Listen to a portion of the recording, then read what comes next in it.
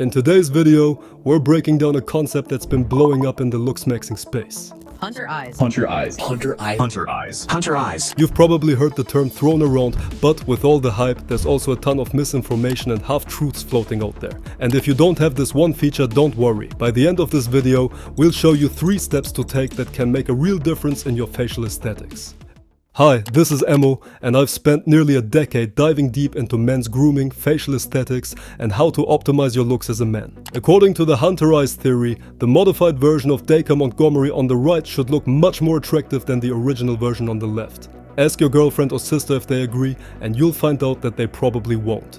In the Looksmaxxing community, softer looking eyes are often mockingly referred to as prey eyes. However, there are many male celebrities with eyes that don't fit the Hunter eye category, such as Michael B. Jordan or Charles Leclerc, who are considered very attractive by millions of women around the world. So what's true about the aesthetic role of Hunter eyes, and in case you have prey eyes, what can you do to make them your superpower? Hunter eyes refers to eyes that are deep set, ultra wide, slightly upward tilted or neutral in tilt.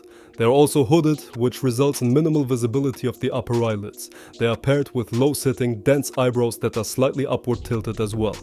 And here comes the first truth: Hunter eyes are, generally speaking, a masculine trait. One reason for their development is the male hormone testosterone, which increases bone density around the eyes, resulting in a vertically narrow and compact eye area. While Hunter eyes in men aren't necessarily a key to success in the film or music industries, they are highly favored in the modeling world. Now, just think about that for a second. While show business usually targets both men and women, a male model's job is typically to sell products exclusively to other men. Men admire hypermasculinity, that's why most male models have hunter eyes. In the end, they're marketed to impress other men, not women. This might explain the male-dominated Looksmaxxing community's obsession with hunter eyes, as many of its early foundational theories were heavily influenced by the modeling industry, which, once again, doesn't necessarily align with what most women find attractive. Here is the issue. When it comes to male-female attraction, most women aren't just looking for the most masculine-looking guy, they usually want the whole package. Hypermasculine looks often come at the cost of perceived intelligence, particularly emotional intelligence and leadership capabilities. You don't expect a caveman to be very smart and strategic, do you? Not only today, but even in ancient times, the most powerful leaders were usually not the strongest men of the group, but the ones who had a combination of both physical strength paired with high intelligence. Of course, physical strength has always been important for things like hunting, getting work done, or protecting your family, but no matter how strong you are, your chances of long-term survival would diminish if you are not smart as well.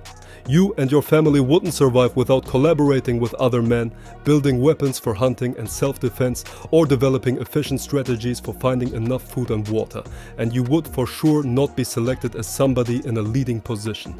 Women select their men for a combination of both physical strength and high intelligence. On top of that, they also want these qualities to pass them on to their offspring. A strong body, a strong immune system, and high intelligence, all these traits are inherited to a high degree. While men with slightly more masculine faces than the average are perceived as more attractive by women, hypermasculinity is usually perceived as unattractive. Studies show this again and again. This is why hypermasculine men, for example, usually look better with longer hair, which is associated with femininity, making them look more refined, intelligent, and capable. And we men are actually not that much different. These women are regarded as highly attractive, although their faces are not purely feminine. They have some elements of masculinity, such as low-set eyebrows or a slightly masculine jawline. While they are feminine overall, these little masculine elements signal that they also have robust genes that you might want to pass on to your offspring. But don't get this information wrong, hyperfemininity does not lower facial attractiveness in women the same way hypermasculinity does in men. Hyperfeminine women can still look attractive, while hypermasculinity at some point really becomes a turn-off for most women. Of course, there are always exceptions, so how can you use this knowledge to your advantage? Hunter eyes are not good and not bad either, it's all about finding the right mix. The ultimate trick is to optimize the rest of your face around the features that you cannot directly change. If your face is too masculine, you want to add some refinement, for example, by letting your hair grow longer or wearing more elegant clothing. That will make you look more intelligent and capable overall. If you have softer eyes, on the other hand, you should stop wasting your time with hunter eyes exercises that will lead you nowhere. There are ways to make your eyes look slightly more masculine, and we might make a separate video on that if you want, but generally speaking, your strategy should be to increase your overall masculinity and other parts of your face that you have more control over. That way, your softer eyes become your advantage, not your weakness. You want to create contrast. If you look at Dacre Montgomery, you will notice that he has many very masculine characteristics.